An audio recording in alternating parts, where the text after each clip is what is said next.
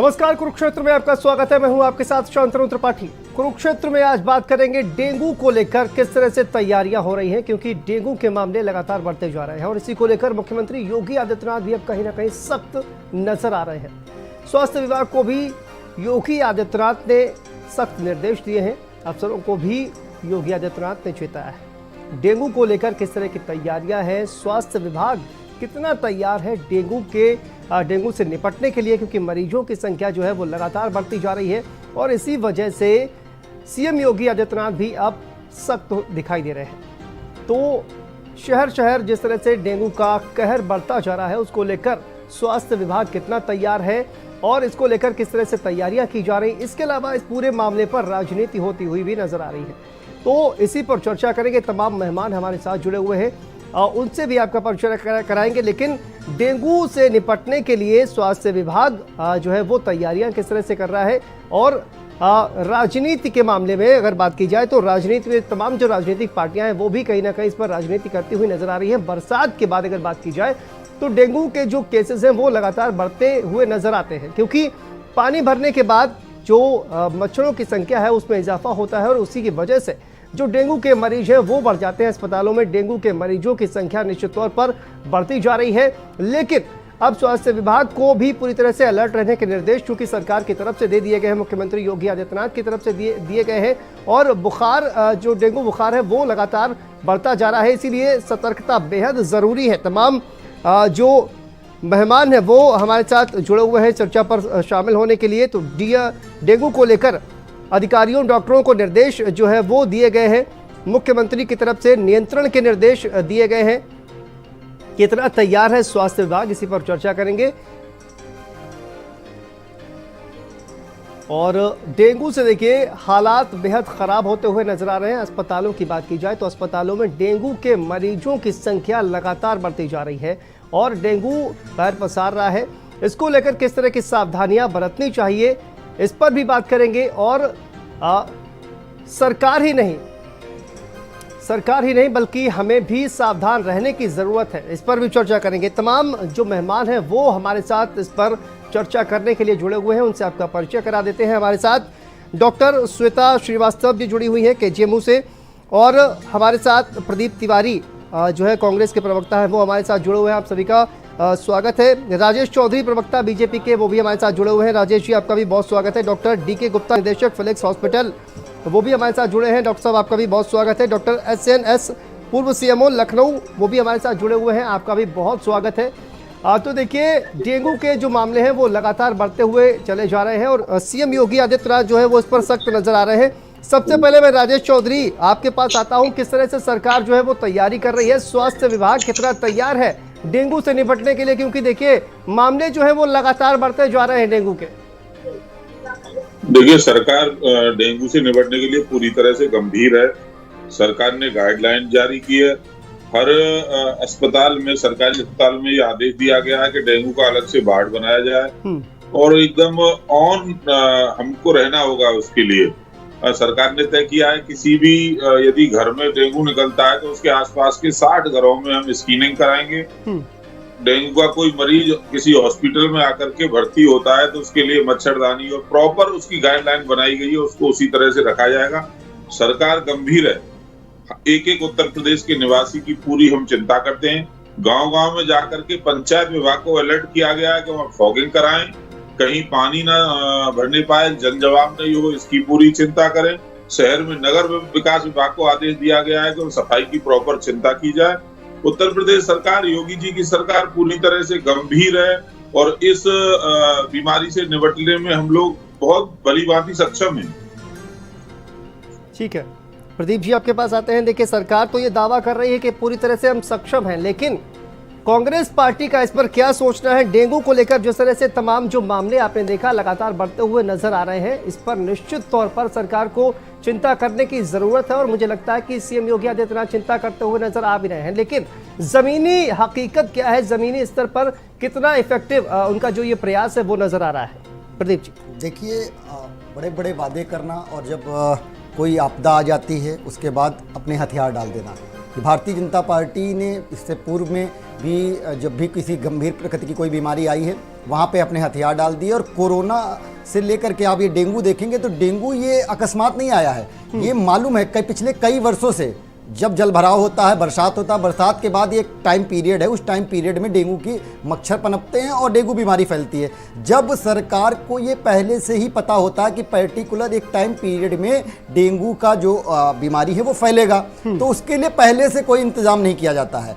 आप देखेंगे जब इस तरीके से हादसे होते चले जा रहे हैं, डेली आप देखेंगे डेंगू से कितने मरीज मर रहे हैं, उसके बाद अब एक्शन में योगी सरकार अपने आप को दिखाने की कोशिश कर रही है। भाई आपने एंटी लार्वा का छिड़काव क्यों नहीं किया समय से? अगर आपने समय से बरसात के बाद में आपने समय से एंटी लार्वा का छिड़काव किया होता, यहीं लखनऊ में अगर आप देखेंगे तो पिछले कई वर्षों से पर्टिकुलर एक एरिया है, फैजुल्लागंज का एक एरिया आता है, वो गोमती नदी के किनारे बसा हुआ एरिया है, और उसमें आपने देखा होगा कि हज़ारों की तादाद में लोग मर जाते हैं डेंगू की वजह से, मगर सरकार गंभीर नहीं है। आज भी वहाँ जलभराव की समस्या रहती है, मगर अभी तक आप देखेंगे तो सिर्फ खाना पूर्ति की जा रही है, कहीं पे कोई एंटी लार्वा की छिड़काव नहीं हो रहा है। कोई पहले से हॉस्पिटल में आपको आइसोलेशन वार्ड बना के रखने चाहिए। जब बीमारी एक भयानक रूप ले लेती है, लोग मरीज बढ़ने लगते हैं, तब आप दौड़ना भागी चालू करते हैं, तब आप कहते हैं कि हम अधिकारियों पे कार्रवाई कर रहे हैं। इसी प्रयागराज में आपने देखा होगा कि कितनी गंभीर लापरवाही की गई कि प्लेटलेट्स चढ़ाने के नाम पे मौसमी का जूस चढ़ा दिया जाता है। तो शासन और प्रशासन चुस्त कहीं से भी सकारात्मक सोच के साथ में कार्रवाई नहीं करता है कि पहले से कोई इंतजाम करके रखे जिससे इस प्रदेश में होने वाली जनहानि को हम बचा सकें। सरकार हर स्तर पे आप देखेंगे तो विफल रही है। बीमारियों के मामले में तो कोई भी इतनी बदइंतजाम है कि इनके मुख्यमंत्री जो आज के हैं, अस्पताल पर जो है वो कार्रवाई भी की जा रही है। नहीं, इनके मुख्यमंत्री और मंत्रियों को लिखना पड़ता है मुख्यमंत्री को कि आपके कोई इंतजाम नहीं है। ठीक है सर, आपके पास वापस आएंगे। डॉक्टर श्वेता जी आपके पास आते हैं। देखिए केजीएमयू में सबसे ज्यादा मरीज जो है वो आते हैं, लगातार किस तरह से तैयारियां की जा रही हैं, क्योंकि ये जो एक वक्त है बरसात के बाद अचानक से जो डेंगू के मरीज हैं उनकी संख्या जो है बढ़ती जा रही है, अस्पताल किस तरह से इसको लेकर पूरी तरह से तैयार है? श्वेता जी। जी, मैं डॉक्टर श्वेता श्रीवास्तव हूँ, मैं केजीएमयू से पास आउट हूँ और मैं अपना एक एसआर हॉस्पिटल है वो चलाती हूँ, उसकी मैं डायरेक्टर हूँ। फिलहाल जो आप बता रहे हैं कि सरकार हमेशा से सजग रहती है, लेकिन समय के साथ कुछ कहीं ढिलाई हो जाती है कर्मचारियों के द्वारा, तो उस कारण से कुछ चिंताएं बढ़ जाती हैं।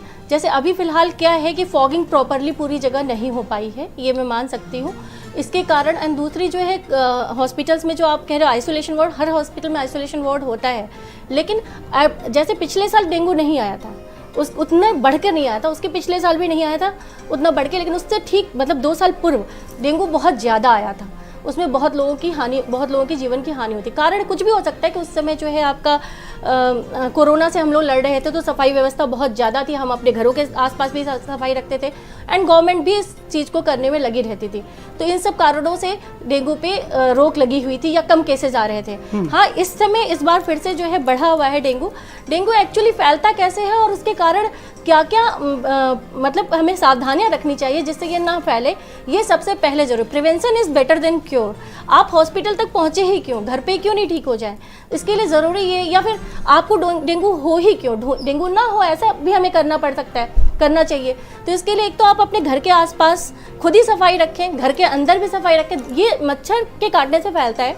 एक्चुअली एक जो वायरस होता है हमारे पास डेंगू वायरस, वो मच्छर एडिस इजिप्टी यानी टाइगर कहते हैं, टाइगर की तरह स्ट्रिप वाला मॉस्किटो होता है, उसके ऊपर रहता है और उसके थ्रू एक पर्सन से दूसरे पर्सन तक वेक्टर के थ्रू पहुंचता है। अब हमें करना क्या है, हमें इस मच्छर से बचाव करना है, तो हम उस फ्लैवी वायरस डेंगू के वायरस से बच सकते हैं, तो हमें अपने आप को मच्छर को काटने देने से रोकना है। अब दूसरा क्या है आपको कि जैसे हमें पता है मलेरिया का मच्छर तो रात में काटता है, लेकिन डेंगू का मच्छर हमेशा दिन में काटता है, ठीक है। तो जब आप दिन में मच्छर काट रहा है तो उसके लिए आप क्या करें, तो दिन के टाइम में मच्छर को भगाने वाली चीज़ों को लगाएं, ओडोमॉस लगाएं, रिपेलेंट लगाएं, तमाम रोल ऑन लगाएं, है ना। अब तो बच्चों के लिए स्टिकर्स आ गए। स्कूल अगर आप बच्चों को भेजें तो फुल स्लीव्स में भेजें और नीचे पूरे पैरों तक की चीज़ें पहना के या पूरा फुल मोजा पहनाकर ये सब चीज़ें करके भेजें, ठीक है। स्कूल्स को भी ये जिम्मेदारी होनी चाहिए कि उनके यहाँ भी मॉस्किटो रिपेलेंट अच्छे तरीके से चारों तरफ छिड़काव हो, उनकी नालियों में, उनके आसपास, स्कूल के आसपास भी पूरी सफाई व्यवस्था हो। घर में भी आप उसी प्रकार से मॉस्किटो रेपेलेंट का इस्तेमाल करें, घर में सफाई रखें, अपनी आसपास की नालियों का रखें। तो जब आप इतने जागरूक होकर फुल स्लीव्स की चीज़ें पहनेंगे, पूरे एंकल लेंथ तक के कपड़े पहनेंगे, तो ये मच्छर आपको काट नहीं पाएगा। सुबह के टाइम हम लोग बड़े रिलैक्स होते हैं, वॉकिंग के लिए चले गए, हाफ पैंट पहन के जा रहे, सतर्क रहिए। इसी समय सबसे पहले आपके ऊपर डेंगू का मच्छर आक्रमण करेगा। बिल्कुल, तो कहने का मतलब यही है कि सावधानी जो है वो बरतनी निश्चित तौर पर बेहद जरूरी है डेंगू से बचाव के लिए। मैं आपके पास आता हूँ, डॉक्टर डी.के. गुप्ता हमारे साथ जुड़े हुए हैं। डॉक्टर साहब, मैं नोएडा में, देखिए नोएडा में भी लगातार जो मामले हैं वो बढ़ रहे हैं, किस तरह से आप जो है तैयारी आपने की हुई है, क्योंकि पेशेंट जो है आपके यहाँ भी अचानक से काफ़ी ज़्यादा आना शुरू हो गए होंगे, किस तरह से आप देखते हैं? सबसे बड़ी एक जो समस्या कहा जा रहा है कि जो गंदगी है वो लगातार उसकी वजह से और भी ज़्यादा जो मच्छर है वो पनप रहे हैं, और इसकी वजह से भी कहा जाए कि जो डेंगू के मरीज हैं वो लगातार बढ़ रहे हैं। किस तरह से तैयार हैं आप डी.के. गुप्ता जी? देखिए, हम प्रदेश की बात करें तो इस साल जो है बारिश पहले से अपेक्षा कहीं ज़्यादा हुई है। हमें सबको पता है जो एक वेक्टर बाउंड डिजीज है वो मच्छर के द्वारा फैलती है। तो अगर आसपास पानी कहीं ज़्यादा भरा हुआ है, आसपास नाली में या आपके टायर है, गमले हैं या कोई ऐसा कूलर है जहाँ पे पानी भरा हुआ छोड़ दिया, तो वहाँ पे मच्छर के पनपने की संभावना हो जाती है। खास बात करें नोएडा में स्वास्थ्य विभाग बड़ा सचेत है। यहाँ पे केसेस उतने नहीं आ रहे हैं जितना होते हैं, बिकॉज यहाँ पे लोग साफ़ सफाई ज़्यादा रखते हैं, या यहाँ का जो नोएडा अथॉरिटी है उनकी जो अपनी प्रक्रिया है वो ज़्यादा अच्छी है। तो अगर यही है कि आपको मच्छर आसपास कम से कम रखने हैं, उसका तरीका यही है कि आपके आसपास पानी इकट्ठा ना हो, और जितना अच्छा छिड़काव हो सकता हो, जब पेस्टिसाइड्स का हो, जैसे डॉक्टर साहब ने बताया, या पानी भरा हुआ उसको निकालना है हमें। इसके अतिरिक्त अगर आप घर में रिपेलेंट लगा रहे हैं, मॉस्किटो रिपेलेंट लगा रहे हैं, अगर बाहर जाते हैं तो आपको कपड़े पूरे स्लीव्स के पहनने, कॉटन के कपड़े पहनने, फुल स्लीव्स के पहनने, अगर आप बाहर जाने तो रिपेलेंट लगा के जाएँ। इसके अतिरिक्त अगर सबसे इंपॉर्टेंट बात है कि अर्ली डायग्नोसिस एंड ट्रीटमेंट है, तो प्रिवेंशन की बात होगी, और डायग्नोसिस कैसे करें, हमें पता कैसे लगा कि डेंगू है या कोई वायरल फीवर। बहुत बार क्या होता है, हम लोग घर बैठे रहते हैं और बुखार आता रहता है और पता नहीं लगता कि वो डेंगू था या कोई दूसरा वायरल फीवर था, और बाद में कॉम्प्लिकेशंस होते हैं, खास करके बच्चों में। तो अगर आपको हाई ग्रेड फीवर आ रहा है, बहुत तेज़ी से बुखार आ रहा है, 104 105 आ रहा है, साथ में आँखों के आसपास दर्द हो रहा है, हेडेक हो रहा है, बॉडी एक हो रहा है, या मसल्स पेन हो रहे हैं, आपके मांसपेशियों में दर्द हो रहा है, जॉइंट पेन हो रहे हैं, तो आपको हो सकता है कि इस तरह के सिम्टम्स डेंगू के हो सकते हैं। तो आप अपने नियरेस्ट डॉक्टर को तुरंत दिखाएं। इसके अतिरिक्त डेंगू नॉर्मली जो है 90% लोगों में बिना किसी कॉम्प्लिकेशन और बिना किसी सिक्वेली के एक वायरल फीवर की तरह ठीक हो जाता है। 5 से 10% केसेस में पेशेंट सीरियस हो सकते हैं, उसमें डेंगू हेमरेजिक फीवर या डेंगू शॉक सिंड्रोम हो सकता है। तो ऐसे लोगों को ज़्यादा ध्यान रखने की ज़रूरत है। नॉर्मली जो सिम्टम्स होते हैं ये 2-3 दिन से लेकर 7 दिन तक रह सकते हैं, और मच्छर काटने के बाद 4 से लेकर 7 दिन के अंदर ये सिम्टम्स आते हैं। मतलब जो इसका इंक्यूबेशन पीरियड है वो 4 से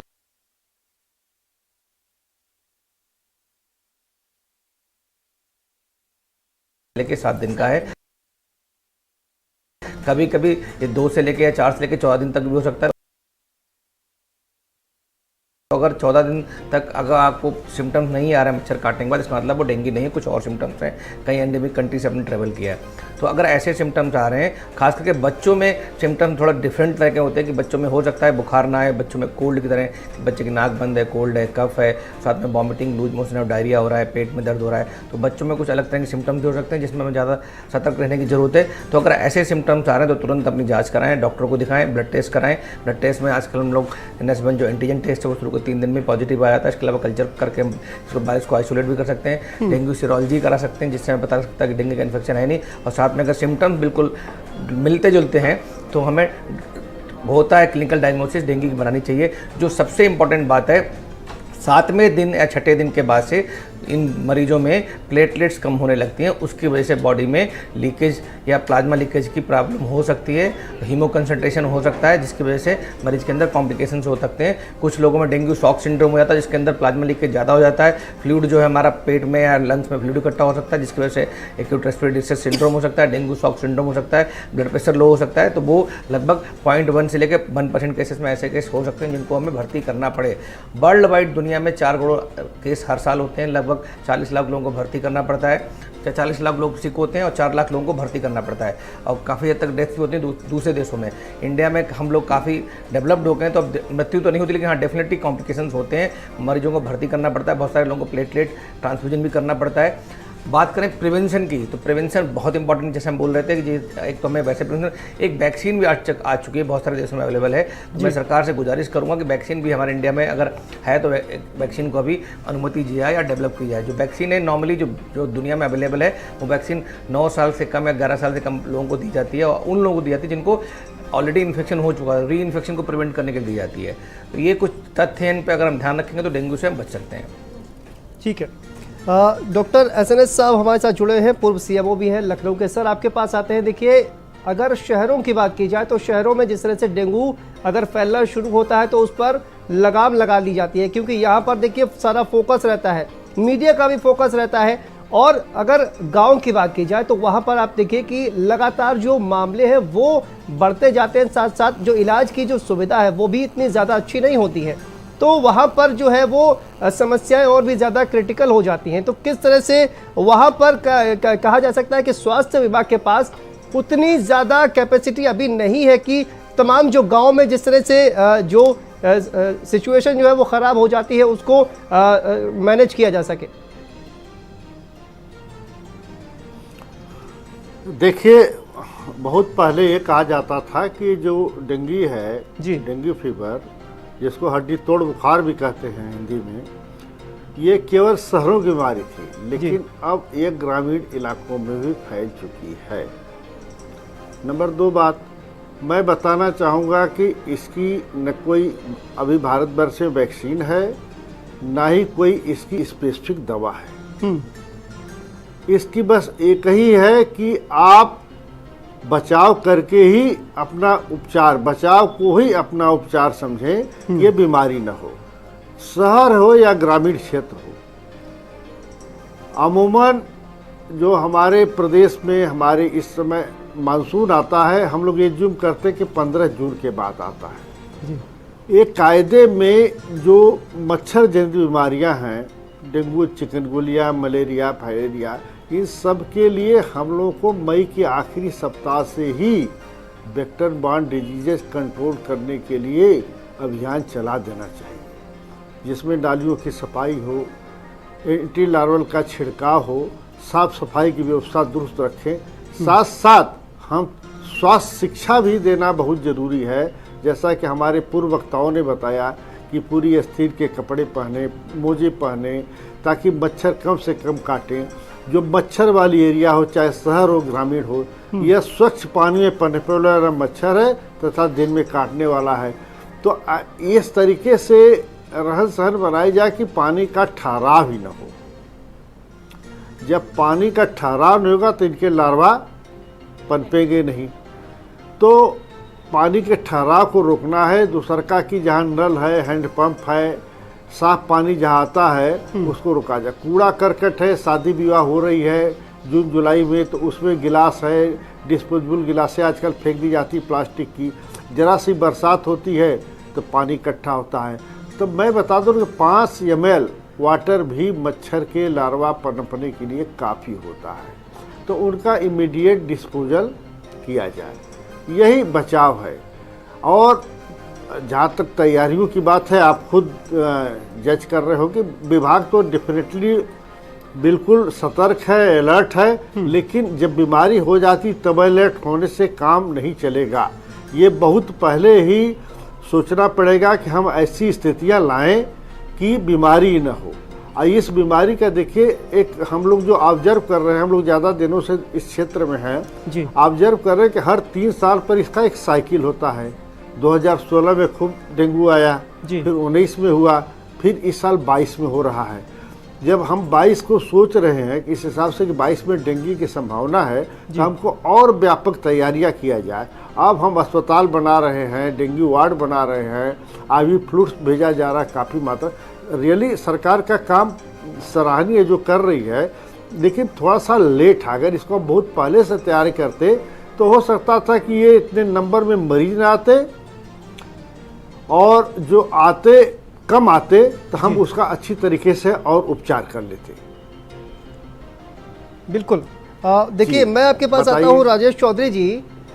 जिस तरह से सर ने कहा कि देखिए 3 साल में इसका साइकिल है, 2016, 2019, 2022 में सरकार को ये मालूम था कि ये 2022 में और आपने देखा कि इस बार जो है बरसात की वजह से बाढ़ की जो स्थिति है वो भी बनी हुई थी, इस वजह से भी जो जल भराव है वो काफ़ी जगहों पर ज़्यादा था। तो निश्चित तौर पर ये तो कहीं ना कहीं पहले से ही अनुमान भी लगाया जा रहा था कि इस बार जो है वो मच्छरों की संख्या बढ़ेगी, और मच्छरों की संख्या बढ़ेगी तो निश्चित तौर पर डेंगू के मामले भी बढ़ेंगे, मलेरिया के मामले बढ़ेंगे।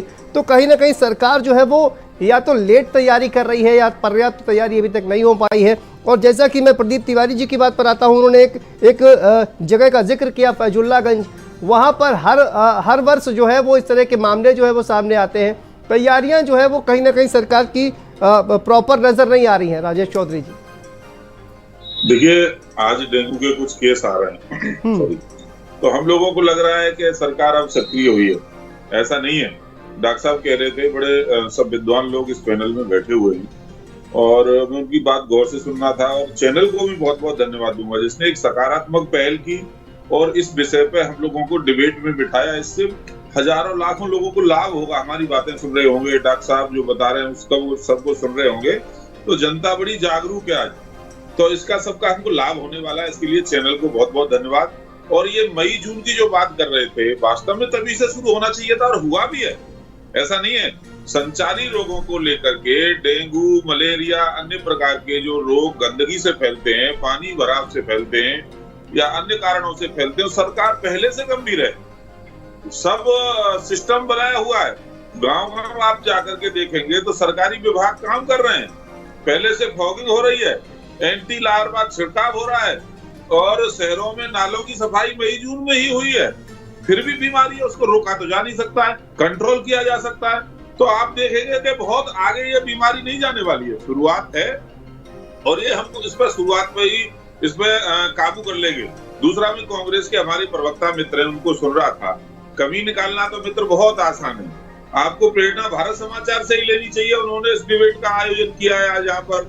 कहाँ पर हजारों लोग मरे भाई, हजारों लोग मरने का मतलब आप जानते हो क्या हालत हो जाएगी जब एक जगह पर हजारों लोग मर जाएंगे। आप एक जगह विशेष का नाम ले रहे हैं तो पैनिक मत फैलाइए मित्र।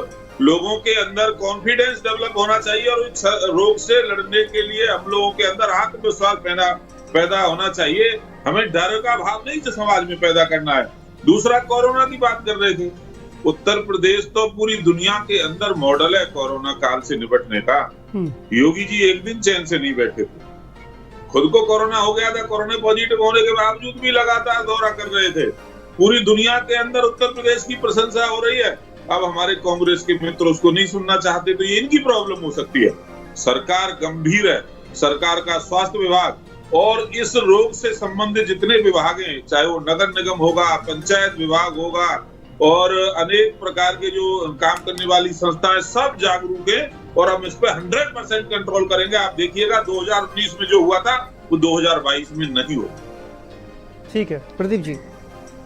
देखिए, बातें करना और बातों को फिर बढ़ा चढ़ा करके और तेज तेज से बातें करना भारतीय जनता पार्टी को शोभा देती है। इसी लखनऊ में आप जाएंगे तो बलरामपुर हॉस्पिटल का मैं उदाहरण दे देता हूँ। एक एक बेड पे 3-3 मरीजों को लिटाया जाता है इलाज करने के लिए। स्पेशल वार्ड बनाते हैं आप, स्पेशल आइसोलेशन वार्ड के नाम पे। वहाँ पे होता क्या है, आइसोलेशन वार्ड में आपने 4 बेड डाल दिए। 4 बेड डालने से क्या हो जाएगा, आपने प्रॉपर इंतजाम क्या करके रखा, क्या अलग से आपने कोई ऐसा सिस्टम या मैकेनिज्म तैयार किया कि जहाँ पे एकदम से 50 वार्ड, आपने 50 बेड का एक वार्ड तैयार कर दिया हो। आप जाएंगे तो मुश्किल से आप चले जाइए बलरामपुर हॉस्पिटल में, भारत समाचार की टीम से कहता हूं, देख करके आए जा करके 10 से 12 बेड आपको मिल जाएंगे मैक्सिमम। और उस पे भी जब एक दिन में ज़्यादा मरीज आ जाते हैं तो एक बेड पे, मैंने खुद देखा हुआ है कि एक एक बेड पे 2-2, 3-3 लोग बैठ के इलाज, लेट करके इलाज कराते हैं। बात कर रहे थे कोरोना काल। कोरोना काल में जरूर, हाँ सही कह रहे हैं आप, उत्तर प्रदेश का नाम तो हो गया। गंगा में तैरती हुई लाशों को जिन लोगों ने देखा है, उत्तर प्रदेश का नाम तो कर दिया योगी आदित्यनाथ की सरकार ने। डेटा देते हैं, लाखों लोग इसी उत्तर प्रदेश में कोरोना से मर गए। सरकारी आंकड़ा देते हैं कि 22,000 कुछ लोग मरे और उसमें से एक भी व्यक्ति ऑक्सीजन की कमी से नहीं मरा। तो झूठ बोलने में भारतीय जनता पार्टी को महारत हासिल है। जितनी अच्छी तरीके से झूठ भारतीय जनता पार्टी के नेता और प्रवक्ता बोल सकते हैं, कोई बोल नहीं पाएगा। आप बातें करते, उत्तर प्रदेश का नाम तो हर एक मामले में योगी आदित्यनाथ की सरकार करती ही जा रही है। आपको पिछले डेटा जब पता था, उसके बाद में आपने बद इंतजामी का हाल देखिए, आपने एंटी लार्वा का अभी तक प्रॉपर आप एरिया पेपर पे देखेंगे तो पेपर पे तो छिड़काव हो गया होगा, मगर अगर आप जाकर के जमीनी हकीकत देखने की कोशिश करेंगे तो बहुत से आपको पिछले लखनऊ में ही पिछले इलाके ऐसे मिलेंगे जहां पे आज भी जल भराव की स्थिति और वहां पे एंटी लार्वा का छिड़काव नहीं किया है। तो पेपर पे काम पूरा कर लेने से कुछ नहीं होता है, जब तक आप जमीन पे उतर करके काम नहीं करेंगे उसी का परिणाम होता है कि बहुत से लोग अपनी जान को खो देते हैं। सरकार की मंशा पे सवाल उठता है, सरकार काम कर रही है, देर से सो करके जगी है, तो सरकार की मंशा पे सवाल अगर कोई पार्टी उठा रही, विपक्ष उठा रहा है तो उस पर आपको गंभीरता से विचार करके सकारात्मक दिशा में कदम उठाना चाहिए। आगे के लिए अगर देर से सो करके जगे हैं तो कम से कम आगे के लिए तैयारी करिए, बेड को बढ़ाइए, जिससे लोग, अगर स्थिति ऐसी उत्पन्न होती है कि ज्यादा मरीज आते हैं तो कम से कम प्रॉपर तरीके से सही से अस्पताल में इलाज तो करवा सके, उनको दर दर भटकना तो ना पड़े। आपका स्वागत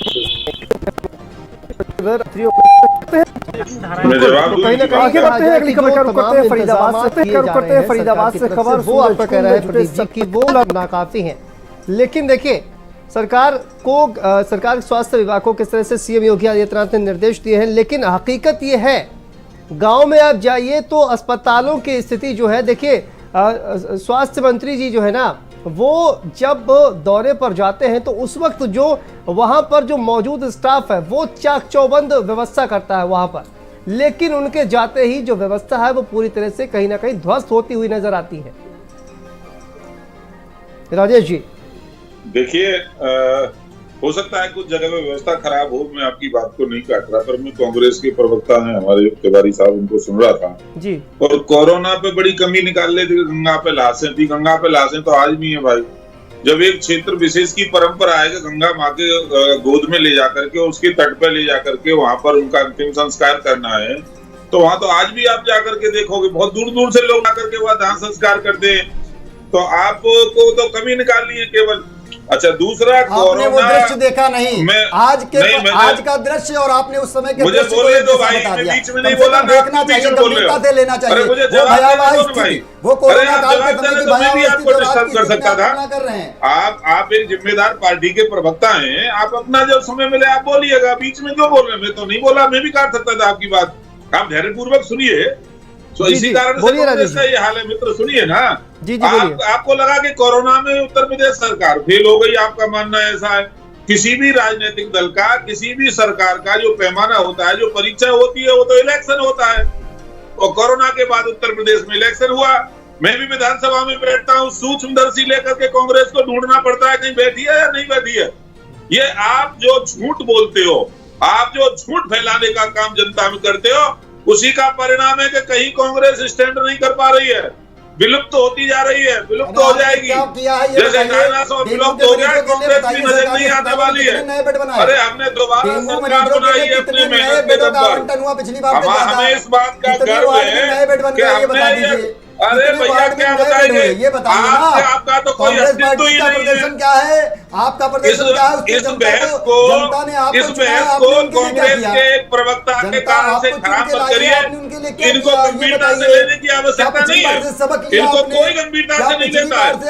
जनता नोटिस नहीं लेती आज कांग्रेस को। किसी भी सरकारी अस्पताल में पिछले बार की तुलना में अतिरिक्त बेड लगवाए क्या, बताइए आप भाई, इसीलिए कांग्रेस को कोई नोटिस नहीं लेता है। ठीक है, कहीं दूर दूर तक नजर नहीं आ रही है, कोई गंभीरता से आपको नहीं लेता है। इस डिबेट को खराब मत करिए, ये डिबेट सकारात्मक डिबेट है।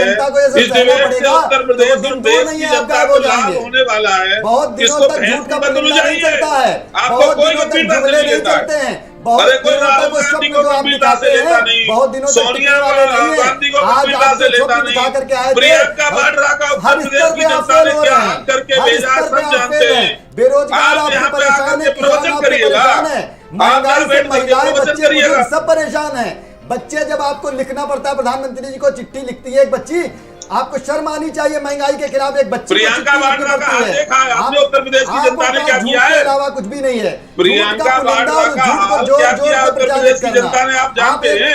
एक अस्पताल अरे आपको कोई नोटिस नहीं लेता तो हम भी नहीं लेते। लखनऊ की बहुत राजधानी गंभीरता से आपको लेने की जरूरत नहीं, आपका कोई अस्तित्व नहीं है। आप बताइए ना, आपका कोई डेंगू के अस्तित्व लिए नहीं है किस दूर दूर तक। अतिरिक्त बेड कितने बढ़ाए आप बताइए? आइसोलेशन वार्ड कोई बना डेटा रहे नहीं हैं, देंगे आपके पास, जगह कोई जगह डेटा सब नहीं होगा। व्यवस्था कर रहे हैं। ठीक है, केंद्र ठीक है, वापस सरकार आएंगे। पूरी तरह श्वेता से जी आपके गंभीर पास है, वापस आते राज्य हैं। ठीक है, सरकार पूरी तरह से गंभीर ठीक है, आपको राजेश नजर जी। नहीं आएगा। ठीक है राजेश जी, इनका प्रदीप जी का ये पूछना है कि कितने बेड आपने किस अस्पताल में बढ़ा दिए, ये बताइए। ठीक है, मैं वापस आऊंगा आपके पास। श्वेता जी आपके पास वापस आते हैं। देखिए श्वेता जी, जिस निश्चित तौर पर जिस तरह से डेंगू के जो तमाम मामले बढ़ रहे हैं, जो हमारे दर्शक हैं वो ये जानना चाहते हैं कि जब डेंगू की जो बीमारी होती है उसके बाद क्रिटिकल कंडीशन जो कब आ जाती है? क्योंकि देखिए बुखार जब किसी को होता है तो वो जनरली ऐसा होता है कि अपने ही स्तर पर दवा शुरू कर देता है लेना। जी, मैं डॉक्टर से किस तरह से कंसल्ट करना चाहिए इसको लेकर, और क्रिटिकल कंडीशन कब आ जाती है जब प्लेटलेट्स की ज़रूरत पड़ जाती है, जैसा कि डॉक्टर साहब बता रहे थे? जैसे सबसे पहले तो एक नॉर्मल आप कंडीशन समझिए कि बुखार आता है, बहुत तेज और कॉन्टिन्यूस आता है, लगातार आ रहा है जी। आपने दवाइयाँ खाई फिर भी, और शरीर बहुत बुरी तरीके से टूट रहा होता है, आंखों के चारों तरफ दर्द हो रहा है, हड्डियों में बहुत तेज, जोड़ों में बहुत तेज दर्द हो रहा है। होता क्या है इसी समय शायद ये बुखार ऐसे होकर के चला जाता अगर आपने केवल बुखार की दवाई खाई होती है। होता क्या है कि हम दर्द से इतने परेशान होते हैं, दर्द की दवाई निमोलिड स्टार्ट कर दिया, ब्रूफेन स्टार्ट कर दिया, मेफ्टॉल स्टार्ट कर दिया, ये सब करने लगते हैं। अब इसी में जो है प्लेटलेट टूट करके गिरने लगती है। जब प्लेटलेट गिर रही है और ये अगर 20,000 के आसपास पहुंच गई तब ये बहुत ही खतरनाक कंडीशन हो जाती है। अब हमने इसे कभी कभार क्या होता है, बहुत सारे बुखार चल रहे हैं, हमने सोचा चलो स्वाइन फ्लू चल रहा है, कोरोना चल रहा है, नॉर्मल वायरल चल रहा है, हमने इसको इग्नोर कर दिया और हमने प्लेटलेट नहीं कराए, सीबीसी नहीं कराए। और कभी कभार क्या होता है, जैसे गर्भवती महिलाओं में भी बहुत ज़्यादा कोई बीमार इंसान है ऑलरेडी, उनके में क्या होता है कि उन्होंने इसको इग्नोर किया वायरल समझ करके, तो ये और बहुत बुरी तरीके से बहुत तेज़ी के साथ नीचे गया। स्कूल पढ़ने वाले बच्चे बहुत तेज़ी से गिरने लगता है, अगर ऑलरेडी अब बीमार है तो बहुत तेज़ी से गिरेगा। आपकी और भी दवाइयाँ चल रही हैं, उनसे भी प्लेटलेट जो है कम होने लग जाता है। डेंगू से तो हो ही रहा है, अन्य दवाइयों से, अन्य बीमारियों से भी कम हो रहा है। तो अब जब ये कम हो रहा है और आपने इसको ट्रैक ही नहीं किया, रिकॉर्ड ही नहीं रखा, और अचानक आप सीरियस कंडीशन में पहुंच जाते हैं। मेरा मानना है कि इस समय जो वेक्टर संचारी रोगों का के टाइम चल रहा है, इसमें हमें सबसे पहले ये उचित व्यवहार रहेगा कि अगर हमें बुखार आया, चाहे वो जैसा भी बुखार आए, हम एक अपना सीबीसी नॉर्मल सी छोटी सी हल्की सी जांच है जरूर कराएं, जिसमें हमें अपने टीएलसी के साथ प्लेटलेट काउंट के बारे में भी पता चल जाता है। प्लेटलेट काउंट अगर हमारा 1.5 लाख के ऊपर है तो वो नॉर्मल कहा जाता है, लेकिन मेरा मानना है आप 1 लाख के ऊपर है तो भी आप शांतिपूर्वक रह सकते हैं। लेकिन अगर वो डिक्रीजिंग ऑर्डर में दिख रहा है, उसके बाद आप इसको क्या है हर 2 दिन के बाद रिपीट करवाते रहे प्लेटलेट काउंट को। अगर आपको ये डिक्रीजिंग ऑर्डर में दिख रहा है तो आप अपनी डेंगू का टेस्ट जरूर करवाएं। और डेंगू का टेस्ट आजकल मैक्सिमम लोगों में, मेजॉरिटी लोगों में नेगेटिव आ रहा है, तो आपको यहाँ जागरूक रहना। आपका एक दिन पहले दिन नेगेटिव आ गया, दूसरे दिन नेगेटिव आ गया, दैट डजंट मीन कि आपको डेंगू नहीं है। तो डेंगू के लिए आपको करना क्या है कि 3rd डे और 4th डे बहुत स्पेसिफिक होता है। अगर फीवर है और आपको बहुत ज़्यादा सीरियसनेस नहीं है और 3rd एंड 4th डे जा करके डेंगू की जांच कराएंगे तो जरूर ये NS1 पॉजिटिव देगा। आजकल एलाइजा कार्ड टेस्ट है, रैपिड टेस्ट है, ये देता है और ये बहुत सेंसिटिव होता है और अच्छे से इसमें पॉजिटिव या नेगेटिव पता चल जाता है। फिर भी मान लीजिए आपका ये नेगेटिव आता है और बहुत सारे केसेस में आ जाता है, क्योंकि हम बुखार के दिन को काउंट नहीं कर पाते हैं, समझ नहीं पाते हैं, तो आप प्लेटलेट काउंट पे जरूर अपनी सजग दृष्टि बनाए रखें, इसे रिपीट करवाते रहें। और मैनुअल प्लेटलेट काउंट भी एक होता है जो स्लाइड पे करके देखते हैं, वो ज़्यादा ऑथेंटिक होता है। सेल काउंटर में कई बार ऐसे भी कम आ जाता है। दूसरी चीज़ क्या है, आपको पैनिक नहीं होना है। अगर वो डिक्रीज हो भी रहा है तो अपने डॉक्टर के कांटेक्ट में रहें, उसकी दवाइयों को फॉलो करें, वो सिम्टोमेटिक वो देगा। लेकिन अगर 50,000 के नीचे आ रहा है तो आप एकदम अलर्ट हो जाएं कि आपको एडमिट होना है, कहीं ना कहीं एडमिट होना है। क्योंकि अगर आप 20,000 पे सीधे नॉक ऑन करते हैं या आपका डॉक्टर आपको बुलाता है, उस समय आपको बेड नहीं मिला या अच्छा उपचार नहीं प्राप्त हुआ जो आप चाहते हैं, तो फिर आपके लिए डेंजरस सिचुएशन होती है। 50,000 के अराउंड आपको जरूर जागरूक रहना चाहिए और अपने डॉक्टर से समझना चाहिए कि आप कब एडमिट हो सकते हैं। और दूसरी चीज़ ये है कि ये केवल मैं ये नहीं मानती कि ये पार्टीज़ की बात है, ये मेरे और आपकी बात है, ये पूरे समाज की बात है। जब भी कोई महामारी आती है हम सबको मिलकर इससे लड़ना पड़ता है। वो छोटी जगहों पे कई लोगों को मारे या पूरे विश्व में सबको मारे, अगर हम नहीं मिलकर लड़ेंगे तो नहीं हो पाएगा।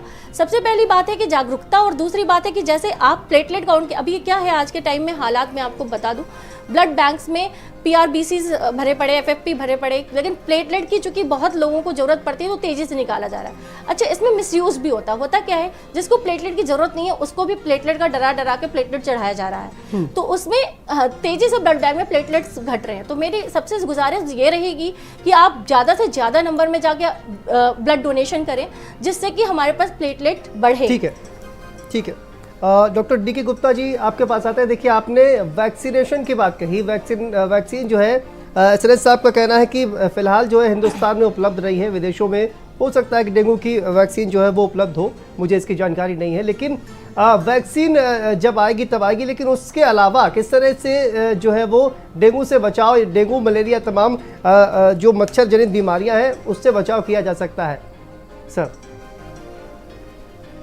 बिल्कुल।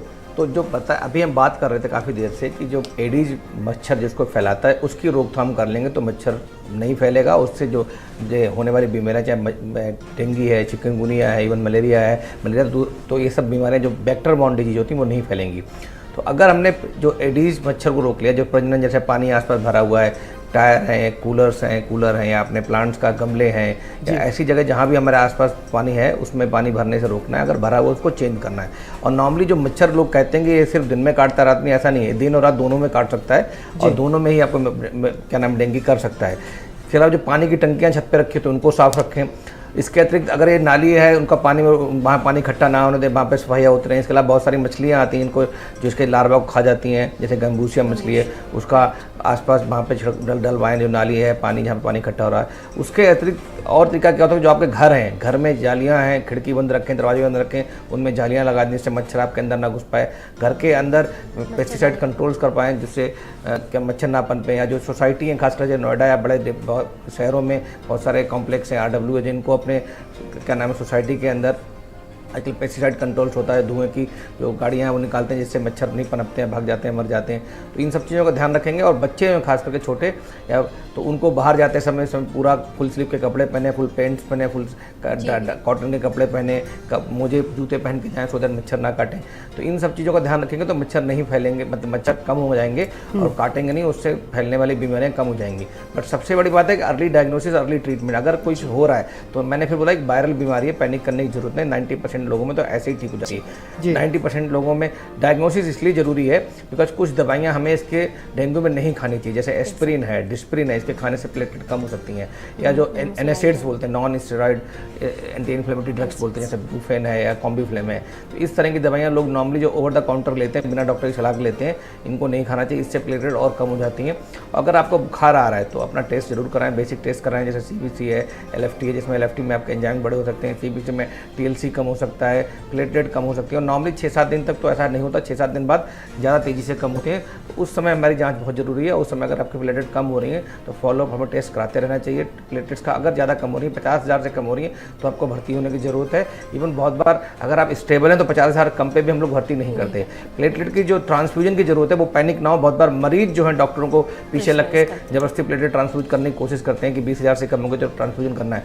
प्लेटलेट ट्रांसफ्यूज करने के, प्लेटलेट चढ़ाने के कुछ इंडिकेशंस हैं, गाइडलाइंस हैं कि अगर 10,000 से कम है तब आपको देनी है, कहीं पे ब्लीडिंग हो रही है तब आपको देनी है। और जो खास करके मरीजों को ध्यान रखना है, अगर डेंगू फीवर पॉजिटिव है तो ये ध्यान रखें कहीं से ब्लीडिंग तो नहीं हो रही है, कि नाक से या ओंठ से या गम से ब्लड तो नहीं आ रहा, यूरिन में रेड कलर का यूरिन तो नहीं आ रहा है, स्टूल में ब्लड तो नहीं आ रहा है, या पेट में सूजन तो नहीं आ रही है, या जो हाथ पैरों में चखत्ते तो नहीं पड़ रहे हैं। नॉर्मली जो कैपिलरी रप्चर हो जाती है वहाँ से ब्लीडिंग होकर आसपास रैशेस हो जाते हैं जो 5-7 दिन, वो तो नहीं हो रहे हैं। तो ये सिम्टम्स होते हैं, इनडायरेक्ट सिम्टम्स है, डायरेक्ट सिम्टम्स होते हैं कि आपके बॉडी में ब्लीडिंग हो रही है। या जो CBC होता है उसमें हम एक चीज़ और देखते हैं, जो हीमेटोक्रिट होता है, जो हमारा वो बेस लाइन था, अगर वो लीकेज की वजह से हीमो कंसनट्रेशन होता है, मतलब ब्लड गाढ़ा हो जाता है थक्के जैसा, तो वो तो नहीं हो रहा, तो उसके हिसाब से हमें फ्लूइड देना है। खास करके वो ध्यान रखें, बुखार अगर 104 के आसपास रहता है, पैरासीटामोल हर 6 घंटे 8 घंटे में खानी है।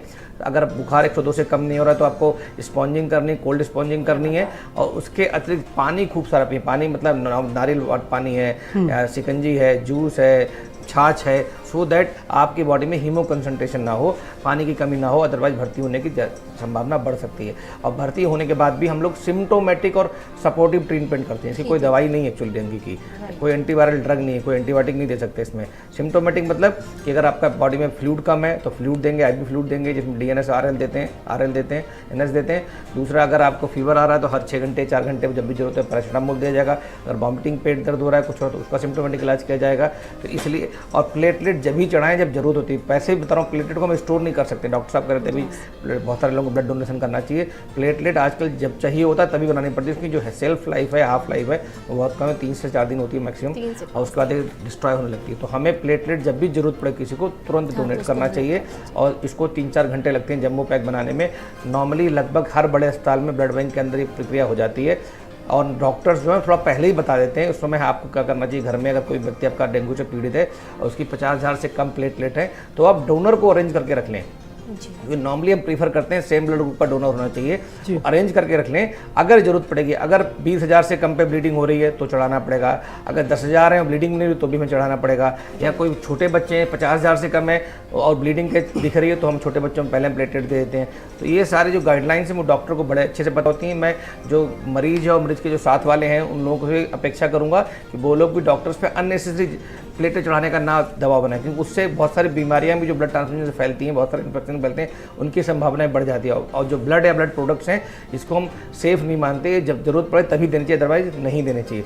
और प्रिवेंशन की हम बात कर चुके हैं, चाहे वो सोसाइटी, जैसे नोडा अथॉरिटी हमारे यहाँ, ये जो हमारा गौतम बुद्ध नगर का CMO ऑफिस है, ये लोग बड़ी मेहनत करते हैं। ऐसे हर डिस्ट्रिक्ट में लगता है सब लोग मेहनत करते हैं। और जो आसपास पानी इकट्ठा है, सफाई करना है, पानी इकट्ठा नहीं होना है, छिड़काव करना है, लार्वा डालने हैं, ये सब करते हैं। साथ में जन अवेयरनेस बहुत जरूरी है, जैसे डॉक्टर साहब ने बताया था, CMO साहब ने, CMO ने, कि पब्लिक के अंदर अवेयरनेस बहुत जरूरी, बिकॉज ये वेक्टर बॉर्न डिजीज, जब तक सरकार नहीं इसको रोक सकती इस बीमारी को। आप सरकार पूरे शहर को साफ, नाली, हर नाली को नहीं साफ करें, आप अपने घर की, अपने मोहल्ले की खुद जिम्मेदारी लें, अपने घर के आसपास की सफाई खुद करें, अपने आप को जागरूक करें, अपने आप प्रिवेंशन के सारे मेथड्स यूज करें, समाज में जागरूकता फैलाएं, जैसे आप लोग कर रहे हैं। इलेक्ट्रॉनिक मीडिया, ऐसे सारे चैनल्स को इस तरह की डिबेट करनी चाहिए। प्रिंट मीडिया में बड़े बड़े अखबारों में ऐड जाने चाहिए, या इसके अलावा सोशल मीडिया, उस पर हम लोग डिस्कशन करना चाहिए। तो इस समय चैनल बहुत सारे, हमारे बहुत सारे बुद्धिजीवी हैं, धर्मगुरु हैं, या हमारे एडमिनिस्ट्रेटिव ऑफिसर्स हैं, डॉक्टर्स हैं, जागरूकता रैली निकालनी चाहिए, संबोधन करने चाहिए। तो कहीं ना कहीं जनता को जागरूक करनी चाहिए।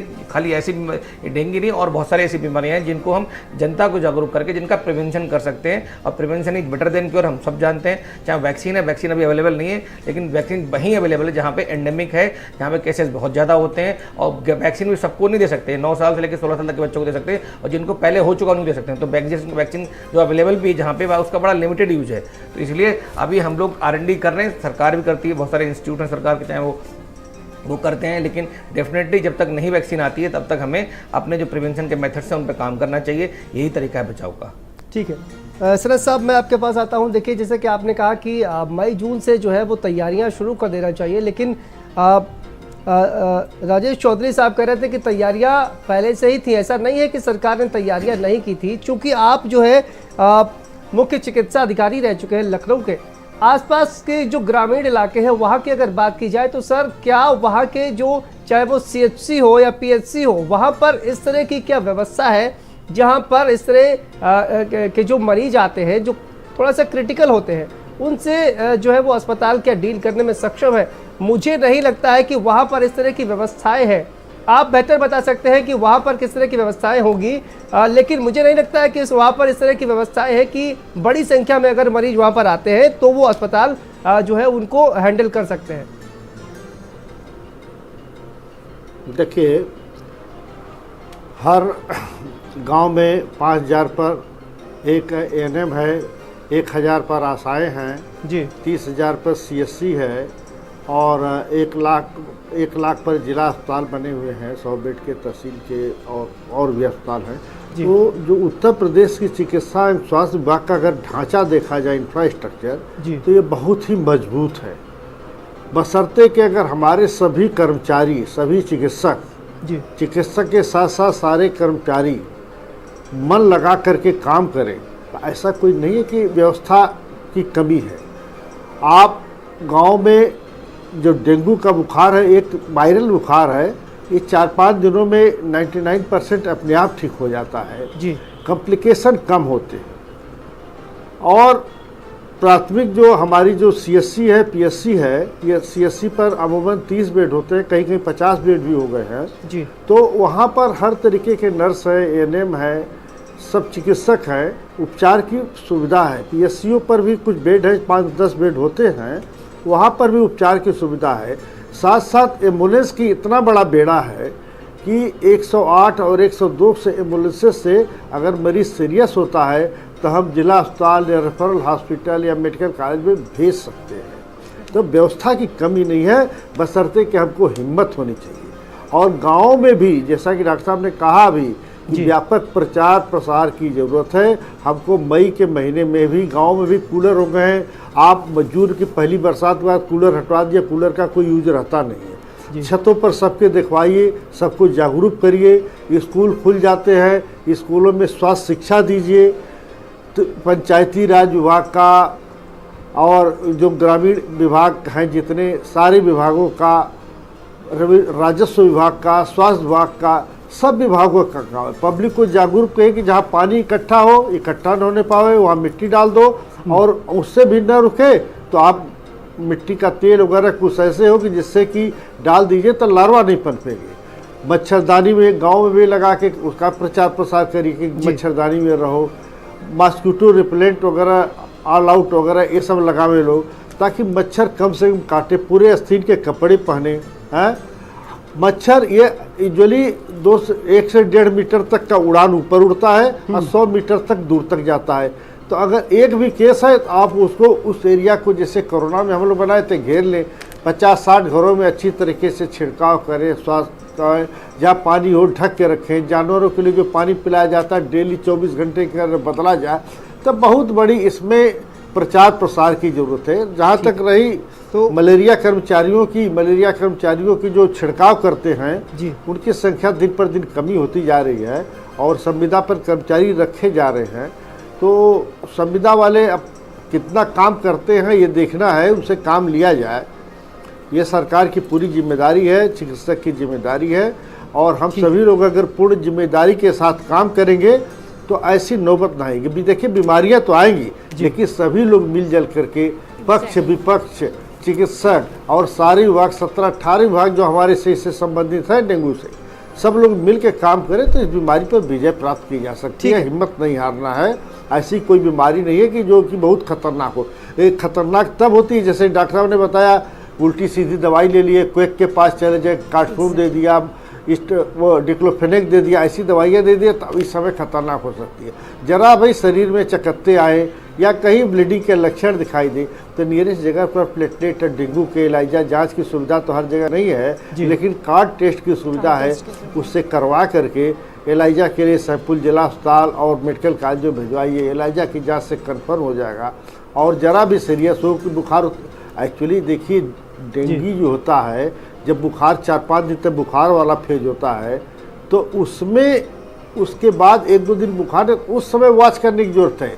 सारी कहानी, सारा खेल जो है ये बुखार ख़त्म होने के बाद होती है। शरीर ठंडी पड़ने लगे, वोमिटिंग होने लगी, पेट में दर्द हो, चक्कते हो, तो ऐसे मरीज को विशेषज्ञ चिकित्सक के पास तुरंत रेफर करके एम्बुलेंस या जो भी साधन उपलब्ध हो गाँव में कहा जाए डॉक्टर साहब की जो बचाव है वही सबसे कारगर तरीका है डेंगू से, क्योंकि लगातार हालात जो है वो बिगड़ते जा रहे हैं। आप सभी का बहुत बहुत शुक्रिया इस चर्चा में शामिल होने के लिए। उम्मीद है तमाम जो जानकारियां हैं वो हमारे दर्शकों तक पहुंची होंगी और निश्चित तौर पर इन जानकारियों के माध्यम से जो हमारे तमाम दर्शक हैं वो लाभ ले सकेंगे। तो कुरुक्षेत्र में इतना ही, दीजिए इजाजत, नमस्कार।